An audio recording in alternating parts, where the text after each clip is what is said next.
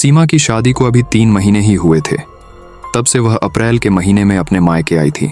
शादी बिताने के बाद उसे अपनी ससुराल लौट जाना था। शादी 10 अप्रैल को थी। 2 अप्रैल को जब वह घर में मां के साथ कामकाज में हाथ बंटा रही थी, तभी उसके मोबाइल की घंटी बजी। वह काम छोड़कर कमरे में गई और मेज पर रखे मोबाइल को उठाकर देखा। फोन उसके पति सुरेश का था। उसने तुरंत कॉल रिसीव की। उसके हेलो कहते ही सुरेश की आवाज सुनाई दी, सीमा, तुम गोपालगंज आ जाओ, मैं तुम्हें गोपालगंज का मेला दिखा कर लाऊंगा। सीमा ने बहाना बनाकर उसे टालना चाहा तो सुरेश बोला, देखो सीमा, ऐसा मौका बार बार नहीं आएगा, इसलिए आ जाओ, मैं तुम्हारा इंतजार कर रहा हूं। सुरेश ने अधिकार भरे शब्दों में अपनी बात कहकर जगह बता दी और फोन काट दिया। सीमा को सुरेश पर बिल्कुल भरोसा नहीं था। 3 महीने में वह उसे जितना जान पाई थी, उससे उसे लगता था कि सुरेश उसे पसंद नहीं करता, लेकिन वह उसका पति था और जिद कर रहा था, इसलिए जाना उसकी मजबूरी थी। उसने अपनी मां को बताया और फिर अपनी छोटी बहन सोनी को साइकिल पर बैठाकर गोपालगंज चली गई।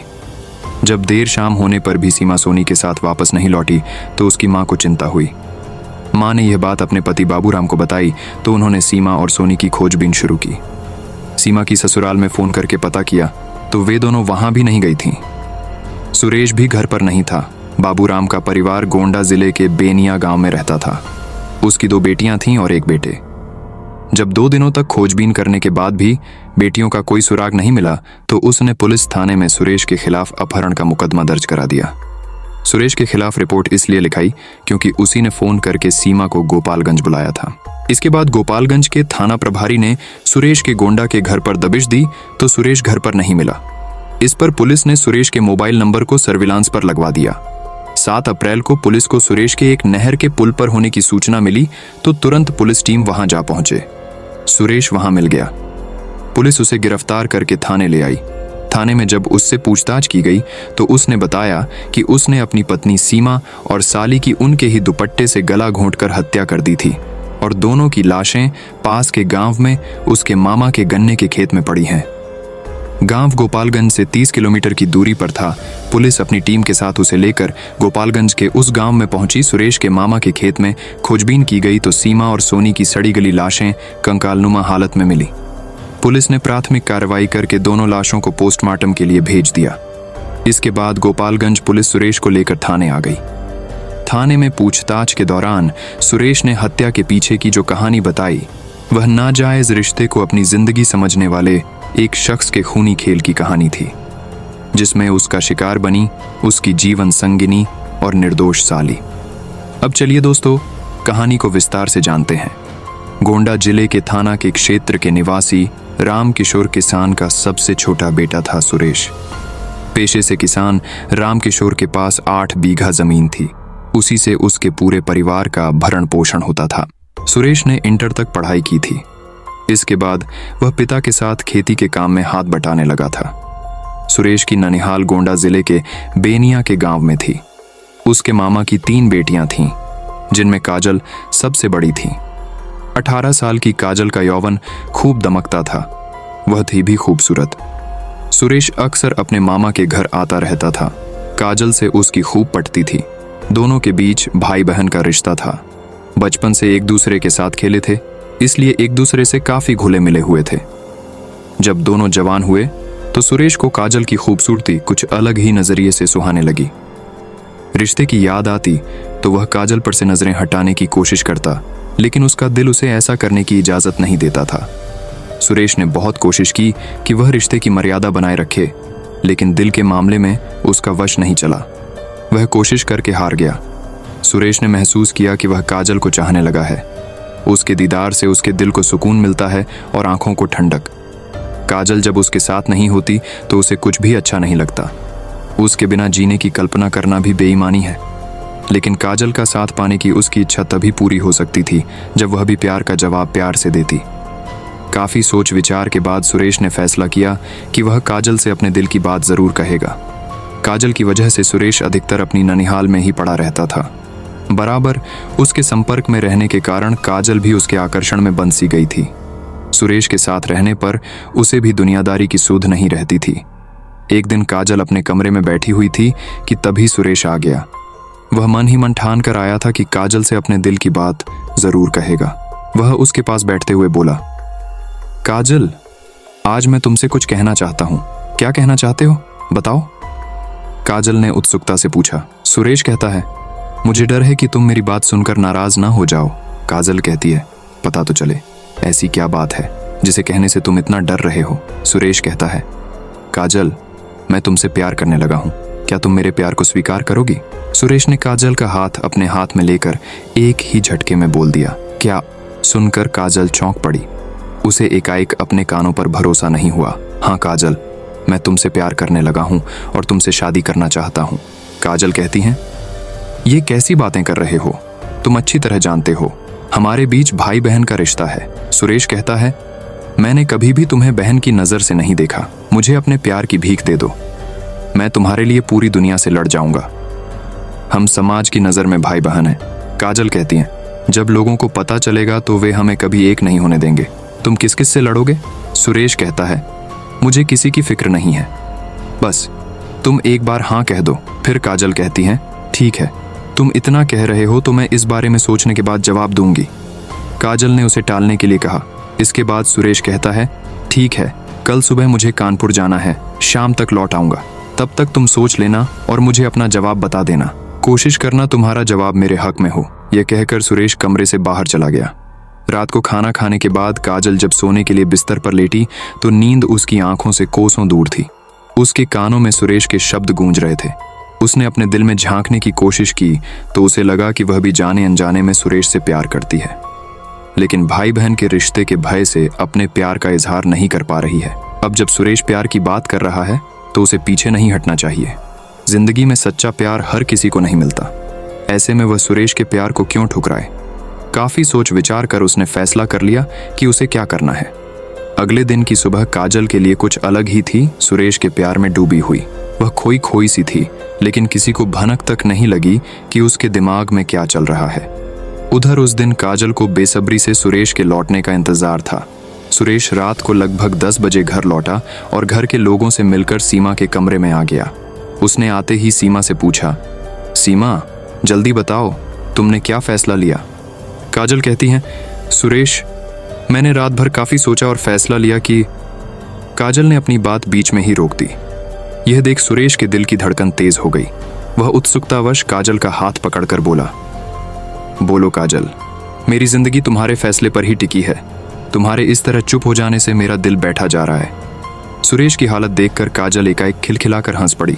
उसे इस तरह हंसते देखकर सुरेश ने उसकी ओर सवालिया निगाहों से देखा तो वह बोली, मेरा फैसला तुम्हारे हक में है। ये सुनकर सुरेश खुशी से झूम उठा और उसने काजल को बाहों में भर लिया।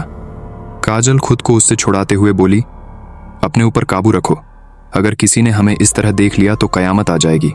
हमारा प्यार शुरू होने से पहले ही खत्म हो जाएगा। क्या करूं काजल, तुम्हारा फैसला सुनकर मैं पागल सा हो गया था। ठीक है, लेकिन लोगों की नज़र में हम भाई बहन हैं, इसलिए वे हमारी शादी नहीं होने देंगे। हमारी शादी जरूर होगी और कोई भी हमें नहीं रोक पाएगा, लेकिन यह तो बाद की बात है। वैसे हमारे बीच जो भाई बहन का रिश्ता है ये एक तरह से अच्छा ही है, इससे हम पर कोई जल्दी शक नहीं करेगा।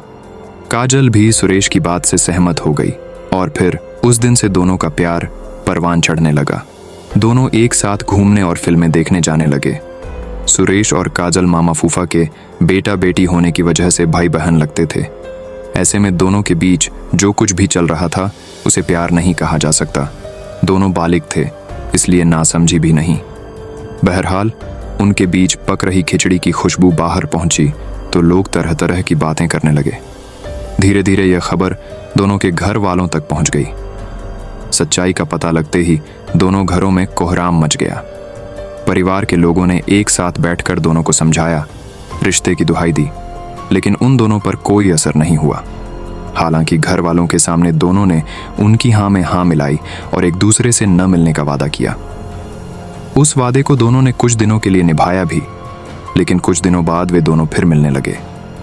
ऐसे में सुरेश के पिता ने उसकी शादी करा देने का निर्णय लिया। शादी भी ऐसी कि छठ मंगनी पट ब्याह। गांव के ही एक परिचित ने उन्हें बदायूं जिले के निवासी समर बहादुर की बेटी सीमा के बारे में बताया। यह बताने वाला परिचित समर बहादुर का एक रिश्तेदार था। सीमा बहुत ही सरल व शांत स्वभाव की युवती थी। वह बालिग हो चुकी थी, इसीलिए उसके पिता को उसके विवाह की चिंता सताने लगी थी। जब सीमा के लिए सुरेश का रिश्ता आया तो वह मना नहीं कर सका। उसके बाद सब कुछ इतना जल्दी तय हुआ कि उसे इतना वक्त नहीं मिला कि सुरेश और उसके परिजनों के बारे में कुछ पता लगा सके। सुरेश के घर वाले तो कुछ जानना ही नहीं चाहते थे। वह तो जल्द से जल्द उसकी शादी करके उसे बंधन में बांधना चाहते थे, जिससे वह काजल से सारे रिश्ते तोड़ दे। रिश्ता तय होने के बाद इसी साल 15 जून को दोनों का विवाह हो गया। सीमा मायके से विदा होकर अपनी ससुराल आ गई, लेकिन सुरेश ने उसमें कोई रुचि नहीं दिखाई। सुरेश पर तो काजल की दीवानगी छाई हुई थी। वह किसी हाल में उससे अलग होना नहीं चाहता था। वह अपनी शादी होने से तो नहीं रोक पाया, लेकिन शादी के बावजूद वह सीमा को अपनी जिंदगी का हिस्सा नहीं बनाना चाहता था। इसीलिए वह उसके साथ बेरुखी से पेश आने लगा। वह बात बात पर उस पर चिल्ला पड़ता, उससे उल्टा सीधा बोलता। उसकी हरकतों से सीमा समझ गई कि वह उसे पसंद नहीं करता। जरूर उसने किसी मजबूरी के तहत उसने विवाह किया है। दूसरी ओर सुरेश काजल से मिला तो उसने नाराजगी जताई और याद दिलाया कि उसने हमेशा उसी का रहने का वादा किया था। कोई भी उनके बीच नहीं आएगा। वह अपने वादे को कैसे भूल गया? इस पर सुरेश ने उससे कहा कि वह अपने वादे को नहीं भूला है। उसके अलावा वह किसी और को अपनी जिंदगी नहीं बना सकता। लेकिन जब काजल ने सीमा को अपने रास्ते का रोड़ा बताया तो सुरेश ने उससे कहा कि वह इस रोड़ा को हमेशा के लिए अपने रास्ते से हटा देगा। इसके बाद सुरेश ने सीमा की हत्या की साजिश रचनी शुरू कर दी। गर्मियों के मौसम में जब सीमा अपने मायके आई तो सुरेश ने अपनी साजिश को अंजाम देने का फैसला कर लिया। इसके लिए उसने अपनी प्रेमिका के ही गांव और उसके पिता के खेत को ही सीमा का मृत्यु स्थल चुना। 5 अगस्त को सुरेश ने सीमा को फोन करके कहा कि वह गोपालगंज आ जाए। वह उसको गोपालगंज का मेला दिखाने के लिए साथ ले जाएगा। सीमा ने आनाकानी की, लेकिन सुरेश नहीं माना। सीमा को उस पर भरोसा पहले से ही नहीं था, इसलिए उसने अपनी बहन सोनी को साथ लिया और उसे साइकिल पर बैठाकर गोपालगंज पहुंच गई। वहां पहले से तय जगह पर सुरेश उसे इंतजार करता मिला। वह दहेज में मिली बाइक से आया था। सीमा की साइकिल एक जगह खड़ी करवाकर सुरेश दोनों बहनों को बाइक पर बैठाकर मेला दिखाने ले गया। जब शाम होने लगी तो वह उन दोनों को बाइक पर साथ लेकर गोपालगंज से 30 किलोमीटर दूर गांव की ओर चल दिया। सीमा ने पूछा तो उसने कहा कि उसे जरा मामा से काम है। इस बहाने वह मामा व अन्य घर वालों से मिल लेगी। उसके इस जवाब से सीमा चुप हो गई। सुरेश ने अपने मामा के गन्ने के खेत पर जाकर बाइक रोकी और सीमा को खेत दिखाने के बहाने साथ लेकर खेत के अंदर चला गया। सीमा उस वक्त सलवार कुर्ता पहने थी। उसने अपना दुपट्टा गले में लटका रखा था। खेत के अंदर जाकर सुरेश ने उसी दुपट्टे से गला घोंटकर उसकी हत्या कर दी। वह बेचारी चीख भी न सकी। इसके बाद वह खेत से निकलकर बाहर आया और सोनी से कहा कि उसकी बहन अंदर गिर गई है और उसके पैर में काफी चोट आई है। यह सुनकर सोनी उसके साथ खेत के अंदर चली गई। अंदर पहुंचते ही सुरेश ने पीछे से उसी के दुपट्टे से गला घोंटकर उसकी भी हत्या कर दी। सोनी की हत्या करना सुरेश की मजबूरी थी, क्योंकि अगर वह उसे नहीं मारता तो वह सब कुछ अपने घर वालों को बता देती। इस तरह सोनी अपनी बहन के साथ बेवजह मारी गई। दोनों बहनों की लाशों को वहीं पड़ा छोड़कर सुरेश अपने मामा के घर आ गया। वहां उसने काजल को सीमा और सोनी की हत्या कर देने की बात बता दी। देर रात वह मामा के घर से निकलकर अपने घर पहुंचा। वहां उसे पता चला कि उसके ससुर रमेश को पता है कि सीमा और सोनी उसके साथ गई थीं और वह अभी तक घर नहीं पहुंची है। यह सुनकर सुरेश को अपने पकड़े जाने का भय सताने लगा तो वह घर से फरार हो गया। लेकिन सुरेश के गुनाह ने उसका पीछा नहीं छोड़ा और अंततः वह पुलिस की गिरफ्त में आ ही गया। पुलिस ने इस केस में धारा 302 और 201 और बढ़ा दी। प्राथमिक कानूनी कार्रवाई पूरी करके पुलिस ने सुरेश को एक अदालत में पेश किया, जहां से उसे जेल भेज दिया गया।